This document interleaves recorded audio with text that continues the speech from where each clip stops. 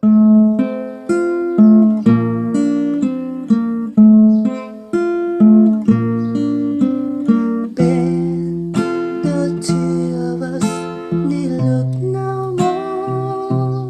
guys, welcome back ulit sa inyo. Isang requested song yung pag-aaralan natin ngayon.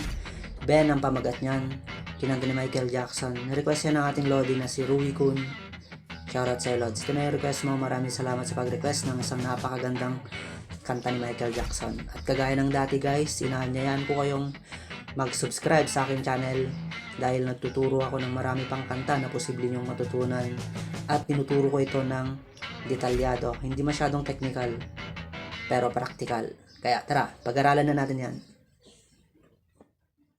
Okay, dito sa kantang Ben guys, ang ginawa ko ay nilagay ko yung aking kapo sa pangatlong fret ng aking gitara.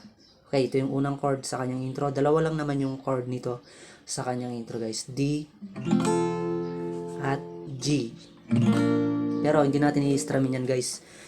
Bali gagayahin natin yung nadidinig nating intro ng Ben. Okay, bali ganito siya.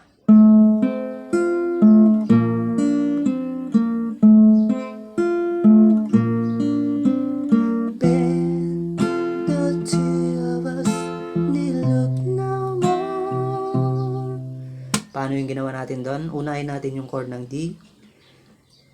Dito sa part ng D guys ay parang parang nag-lead tayo dito. Pero may ituturo din ako mamaya guys. Pag nahihirapan kayo dito sa gagawin natin sa part ng D, ay may ituturo din ako para mas madalian lang kayo. Okay. Pindutin natin yung 4th string, 4th fret. Itong ring nyo yung gamitin nyo. Then 3rd string, 2nd fret. Tapos middle finger nyo, 2nd string, 3rd fret. Ganito yung tunog niyan. Yon, 4 na note lang guys. 4, 3, 2, 4. Ganun lang kadali dun sa part ng D. Then sa part ng G naman ay ganito yung gagawin nyo. Simple lang, di ba? Ang nakapindot lang guys sa part ng G ay itong bass lang ng G, 6th string, 3rd fret. Then, sabay kong kakalabitin dyan yung 6th string at 3rd string. Open yung 3rd string syempre. Next, nakakalabitin ko dyan ay yung 2nd string. Tapos 3rd string ulit pero nakapindot yan sa 2nd fret. Then, 3rd string ulit pero open na yan. Bali, ganito siya. Simple lang, di ba? Pagsamahin natin yung dalawa.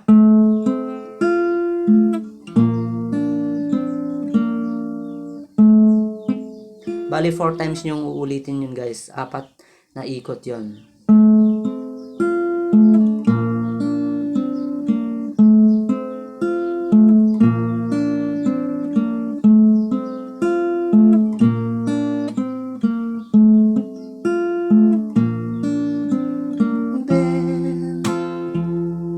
Okay, ituturo na naman natin yun guys. Sigurado maraming nahirapan dun sa part ng D. Ang gagawin natin, mag-position kayo ng normal D. Okay, ganito ang gagawin nyo.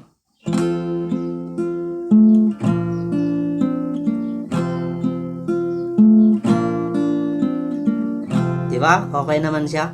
Ang gagawin natin sa part ng D, strumming nyo ng isang down. Then, kalabitin nyo yung 3-2, magkasunod. Tapos itong hililit nyo guys, pilitin nyo, pindutin nyo 4th string, 4th fret. Ganito. 3-2. Then 4th string, 4th fret. Dito sa G, strum. Then 2nd string, open. Tapos 3rd string, 2nd fret. Then 3rd string ulit, pero open na.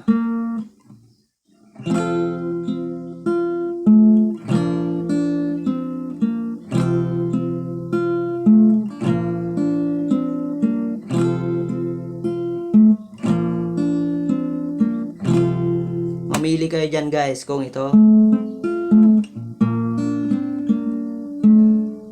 Diba? Mamili kayo doon kung anong mas gusto nyong intro doon. Pero sa interlude niya guys, ay ito pa rin yung mga chords na gagamitin. Pero ang gagawin natin ay doon sa part ng interlude niya ay yung mas madali, yung magdidikang na ganito.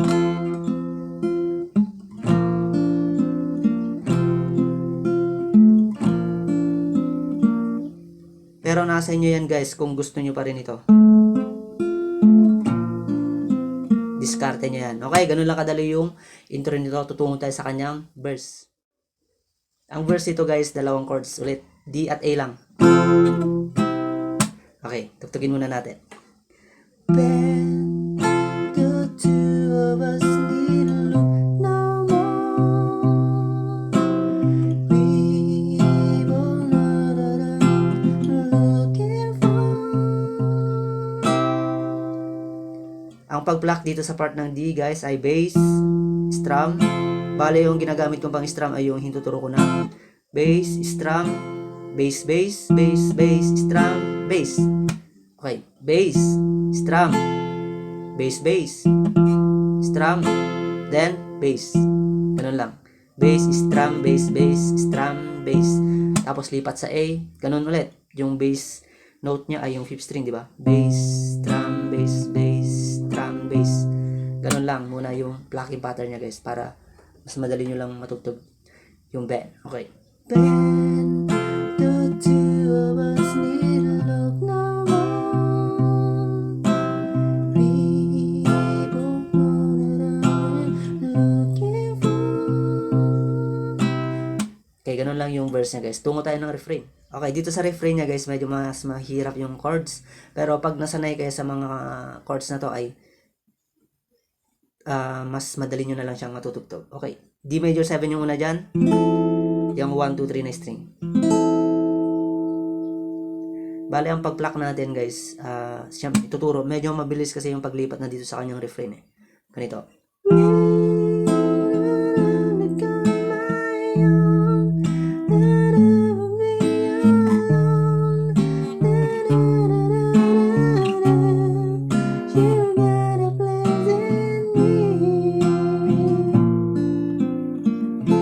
Ang unang chord dyan, D major 7.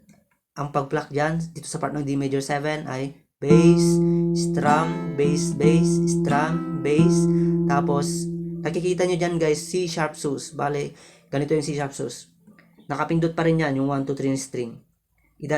Idadagdag nyo lang itong, yung ring finger nyo. Pindutin nyo lang yung 5th string sa 4th fret. Bass ng C sharp. Ganyan yung C sharp sus natin dito. Then, dilipat ka agad sa F sharp minor, di ba? Ang gagawin nyo sa F sharp minor, hayaan nyo lang yung ring finger nyo nakapindot dyan. Bale, ito lang. Yan, ibabar nyo na lang ito. Di ba? Nakabar yung ganyan sa F sharp minor. Parang F sharp minor 7 yan. Pero F sharp minor na lang yung tawag natin dyan. Parang mas madalian lang kayo. Next, C7. C7, ituturo natin yan. Yan, nakabar yung 3rd fret, di ba? Tapos itong hinlilit nyo, 2nd string, 5th fret. Tapos itong ring finger nyo, 4th string, 5th fret din. Ganyan guys, C7. Tapos B7, iuurong nyo lang, ganyang position pa rin. Yan. Tapos B flat 7, yung B, tapos maliit na B, then 7, iuurong nyo lang din dito. Yan. Same position pa rin. Tapos A7 na. Alam nyo na siguro tong chord na to, A7. Ganun lang yung refrain niya. Ganito ang pagtugtog.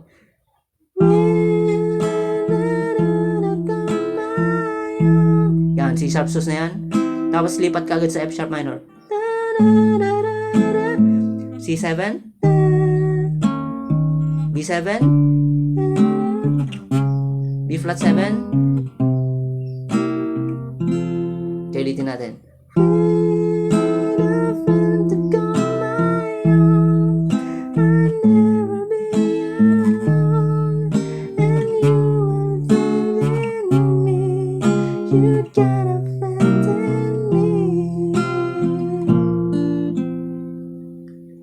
Okay, medyo mabilis na dun guys yung pag-pluck natin, di ba? Doon lang sa part ng D major 7 yung bass, strum, bass, bass, strum. C sharp sus. Yun, ang ginawa ko, bass, strum lang. Then, nilipat ko na agad sa F sharp minor. Bass, strum. Then, nilipat ko agad sa C7. Ganun din, bass, strum. B7, B flat 7, A7. Tapos, yung sinasabi ko kanina guys, interlude niya, kagaya dun sa intro, na ganito ang gawin nyo. Ganito.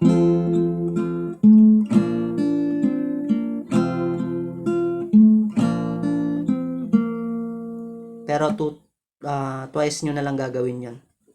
Pero nasa inyo guys kung gusto nyo yung ganito.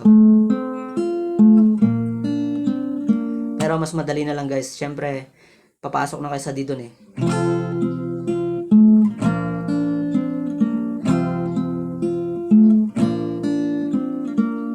Diba? Then, second verse niya guys, same pa rin yung mga gagawin nyo. Same chords pa rin. You always running here and there.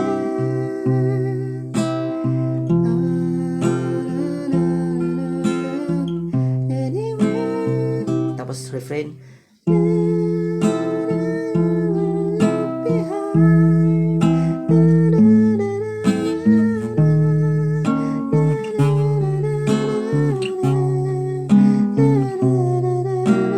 Interlude ulit.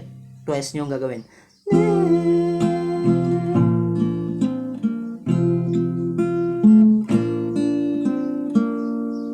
Then, babagsak na dun guys sa chorus. Okay, chorus tayo. Ang chord sa chorus guys, tatlo lang. E minor, A, D. Ganito. I used to say I and you. Now it's us. Okay, ulitin natin. I used to say I and you. Now it's us. Now it's we. Okay, dito sa part ng E minor guys, mabilis ulit yung paglipat. Bass, I used to strum, bass, bass, strum, bass, tapos lipat. I used to say, lipat, tapos lipat. D, I and you. Dito sa part ng D ay nagtagal siya ng konti, kaya bass, strum, bass, bass, strum. Now it's us, now it's me. Bali 4 times yan. Then yung backup singer, di ba? Ulitin niya yung lyrics na yan. I used to say I and me. Now it's us, now it's we. Then G. Ganun siya guys. Gawin niyo dun sa intro, di ba? Dun sa part ng G, gawin niyo yung ginawa natin na ganito. Ganon yung melody niyan. Tapos tutungo na siya ng third verse kasi malapit na matapos yung song guys. Pero same chords pa rin. And most people that are aware, I don't listen to words they say.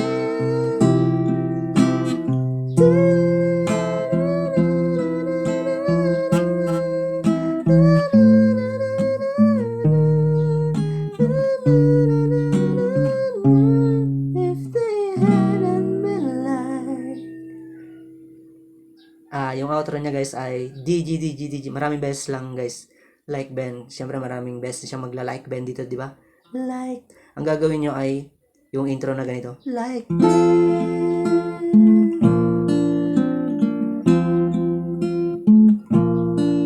like